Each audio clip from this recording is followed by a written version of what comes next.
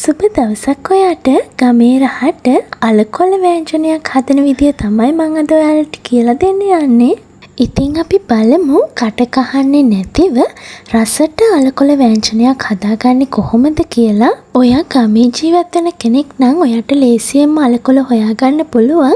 එහෙම නැත්නම් සතිපොලෙත් ගන්න තියෙනවා මම දැකලා තියෙනවා. මේ වර්ගයේ අලකොල වගේම දණ්ඩ දම්පැහැයට හොරු අලකොලත් කෑමට පාවිච්චි කරනවා.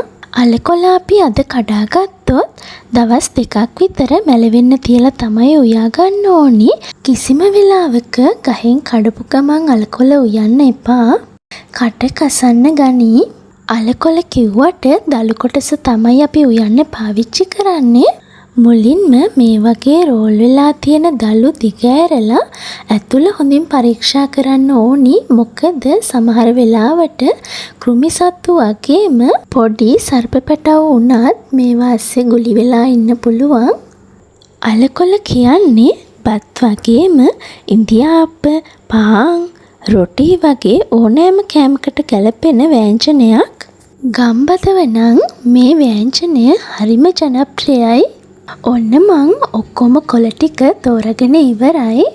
ඊළඟට මම අලකොල ටික හොඳට සෝදාගෙන මේ වගේ වාජනයකට දාලා වතුර බේරෙන්න තියාගන්නවා.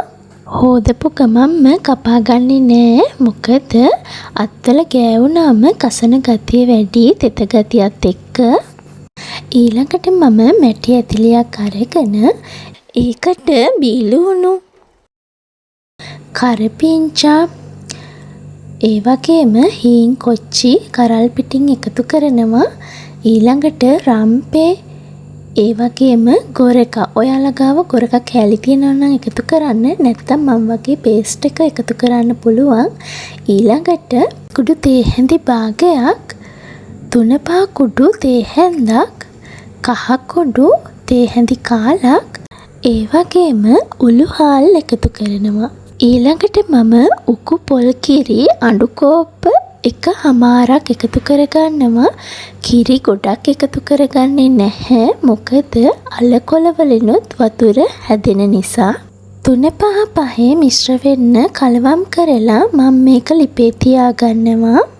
හොද්ද උතුරනකන් කැටි ගහන්න නොදී හැඳි ගන්න ගමන් ලිපේ තියාගන්න ඕනි. ඒ අතරෙදි මම අලකොල ටික කපා ගන්නවා. මේ වගේ සාමාන්‍ය ප්‍රමාණයේ කෑලිවලට අලකොල ටික ඔයා කපා ගන්න. ගොඩාක්ම පොඩි කරගන්නත් එපා. මේ විදිහට අපි ගත්ත අලකොල ටික ඔක්කොම කපා ගන්නවා. ඉතින් මගේ channel එකට අලුත් කෙනෙක් නම් channel එක subscribe කරන්න කියලා ආදරයෙන් මතක් කරනවා. ඒ වගේම වීඩියෝ එක ඔයාට වැදගත් වුණා කියලා හිතෙනවා නම් like එකකුත් දාන්න.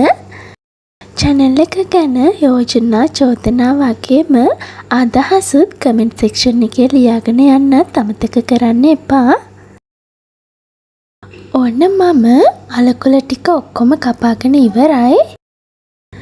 මේ වෙලාවේදී හොද්දත් හොඳට උතුරනවා. ඔයාලට පේනවා බුබුලු දාලා හොඳට හොද්ද උතුරනවා මේ වෙලාවේදී. මේ විදිහට උතුරද්දී අපි කපාගත්ත අලකොල ටික හොද්දට එකතු කරනවා. කොයිම වෙලාවකවත් හොද්ද උතුරන්න කලින් අලකොල එකතු කරන්න එපා. ගොඩක් වගේ පෙනුනට අලකොල තැම්බෙද්දී හරියම පොඩි ප්‍රමාණයක් වෙනවා මේක.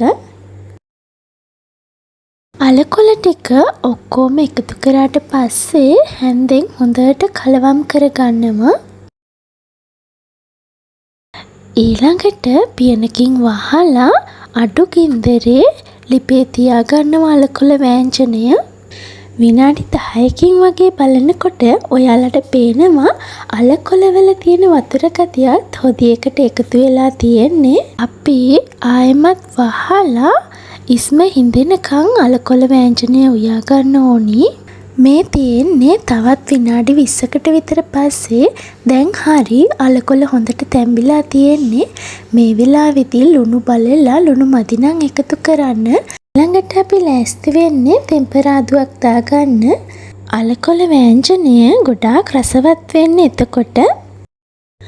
අලකොල ටික වෙනත් වාජනයකට අයින් කරලා ඇතිලියේ තෙත හිඳුනට පස්සේ පොල් තෙල් ටිකක් එකතු කරනවා.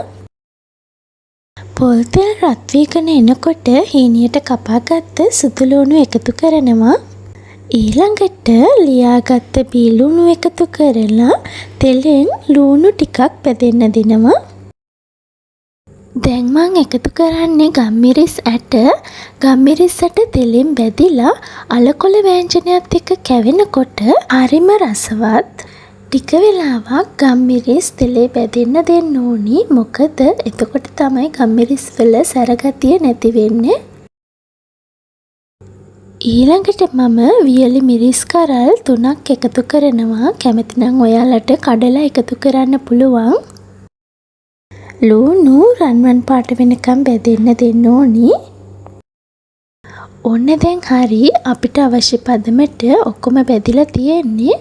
අපි මේ වෙලාවේදී අලකොල වෑංජනය ටෙම්පරාදුවට එකතු කරනවා. ඉතින් මේ විදිහට අලකොල හැදුවොත් කවදාවත් කට කහන එකක් නැහැ. ඔයා ආයෙමත් අලකොල හදනවා නම් මේ විදිහට හදලා බලන්න. හදලා බලලා රස කොහොමද කියලා කමෙන්ට් එකකුත් දාන්න. ඒ වගේම channel එක subscribe කරන්නත් අමතක කරන්න එපා.